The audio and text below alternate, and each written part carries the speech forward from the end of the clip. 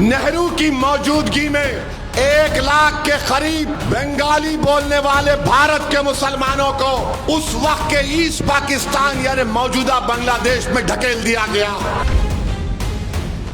आज नरेंद्र मोदी वही पॉलिसी को लेकर चल रहे हैं, जो दिखता मुसलमान बांग्लादेशी बोल दो उसको। 19 साल हाईकोर्ट ने कहा ये तमाम 11 लोग बेकसूर हैं। मरने वालों के परिवार को नहीं मालूम कि किसने मेरे भाई बेटे को मारा। जिसको जेल में डाला गया उनके परिवार को नहीं मालूम मेरे बेटे को क्यों जेल में रखा गया। आज तुम धूलिया में अपने उम्मीदवार उतारकर बड़ा समझ रहे हो कि नहीं नहीं हम कांग्रेस पार्टी है। अरे चुल्लू भर पानी में डूब मरो तुम लोग। मेरे भाई याद रखो, अगर तुम्हारे नुमाइंदे नहीं रहेंगे तो आप और हम नाइंसाफी के खिलाफ आवाज नहीं उठा सकेंगे।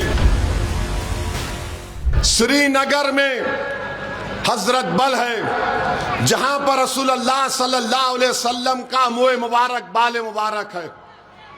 1962 दिसंबर में वो चोरी हो गया, पूरे मुल्क में फसाद हुआ।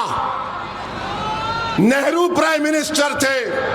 नेहरू की मौजूदगी में 1 लाख के करीब बंगाली बोलने वाले भारत के मुसलमानों को उस वक्त के ईस्ट पाकिस्तान यानी मौजूदा बांग्लादेश में ढकेल दिया गया। ये जो नॉर्थ ईस्ट के स्टेट्स ज्यादा नहीं बने थे, 15,000 मुसलमानों की डिपोर्टेशन नोटिस दी गई या उनको ईस्ट पाकिस्तान में ढकल दिया गया। आज नरेंद्र मोदी वही पॉलिसी को लेकर चल रहे हैं, जो दिखता मुसलमान बांग्लादेशी बोल दो उसको।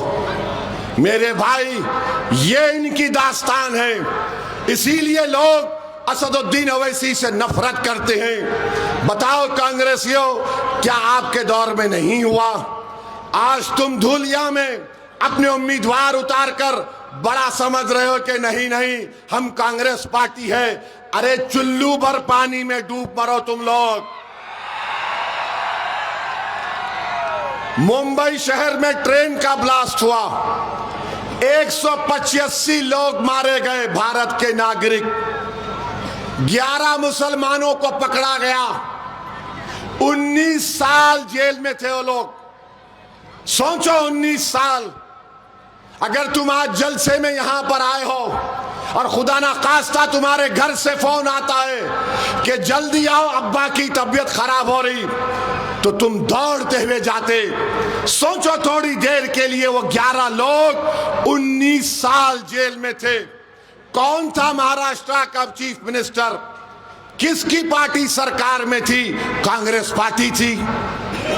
19 साल हाईकोर्ट ने कहा ये तमाम 11 लोग बेकसूर हैं। मरने वालों के परिवार को नहीं मालूम कि किसने मेरे भाई बेटे को मारा। जिसको जेल में डाला गया उनके परिवार को नहीं मालूम मेरे बेटे को क्यों जेल में रखा गया।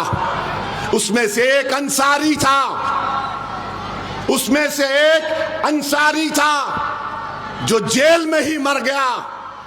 उसको यह खुशखबरी नहीं मिली कि उसको कोर्ट ने बरी कर दिया। सुनो अंसारी भाइयों, ये सच्चाई को बयान कर रहा हूं मैं तुम्हारे सामने। और फिर दारुसलाम को मेरे पास मिलने एक शख्स आए थे जो 19 साल जेल में थे। उन्होंने लाकर अपनी बेटी को मिलाया और कहा कि ओवैसी भाई, ये मेरी बच्ची मेरी बीवी के गोद में थी जब मैं जेल को चला गया। आज मैं बाहर निकला तो मेरी बच्ची जवान हो गई। ये इनके कारनामे हैं, ये इनकी हकीकत है। मालेगांव में बम ब्लास्ट हुआ, 2 बम ब्लास्ट हुए। मरने वाले पूछ रहे हैं कि किसने मारा। जेल को चले गए, नाखूने पकड़ पकड़ कर मुंबई के एटीएस उनके नाखून निकालती थी हाथ और पैर से। मेरे भाई याद रखो, अगर तुम्हारे नुमाइंदे नहीं रहेंगे तो आप आप और हम नाइंसाफी के खिलाफ आवाज नहीं उठा सकेंगे।